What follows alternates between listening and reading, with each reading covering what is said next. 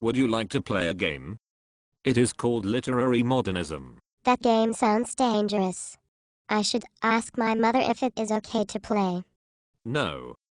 The first rule of literary modernism is that you can't ask your mother if it is okay to play. What are the other rules? Well, first pretend that you are living in the wake of World War I, which resulted in massive death and horrific destruction, and probably won't even live up to its promise of being the war to end all wars. Suddenly I feel very depressed. That is good. You are good at this game. Anyway, next pretend that you feel disenchanted with romantic and realist narratives, which often fail to account for the complexities of individual subjectivity and the socio-cultural contexts shaping it. Instead of attempting to represent the world as literally and accurately as you can, you abandon all pretense that this is possible and move towards a deliberately fragmented style, sometimes represented by a conflicting chorus of disjointed voices, or by stream of consciousness prose which seeks to capture the inner conflicts, emotions, and reactions of a particular character. Am I allowed to write about pretty things, like rainbow ponies and ice cream? Yes, but only if in doing so you demonstrate that their fundamental nature is actually ugliness and decay, masked by a facade of superficial beauty. I do not understand what is ugly about rainbow ponies. Remember, countless millions of your countrymen have just been sent like pigs to the slaughter on the fields of Verdun and Ypres, so they could shoot at millions of somebody else's countrymen. Even rainbow ponies begin to seem suspect. Why do I have a sharp pain in my head?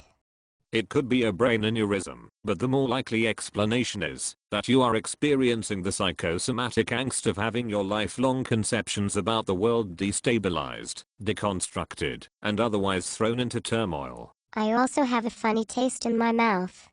That is called irony.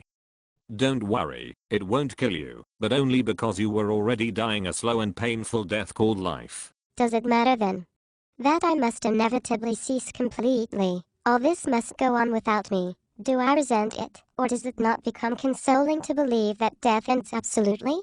Apropos of nothing, unattributed appropriation of others' work is a key characteristic of modernism. T.S. Eliot did it all the time. Can I play T.S. Eliot? No, you have to be Ezra Pound. Did Ezra Pound write about rainbow ponies and ice cream? Actually, he was a mentally unstable fascist who spent 12 years in a psychiatric hospital.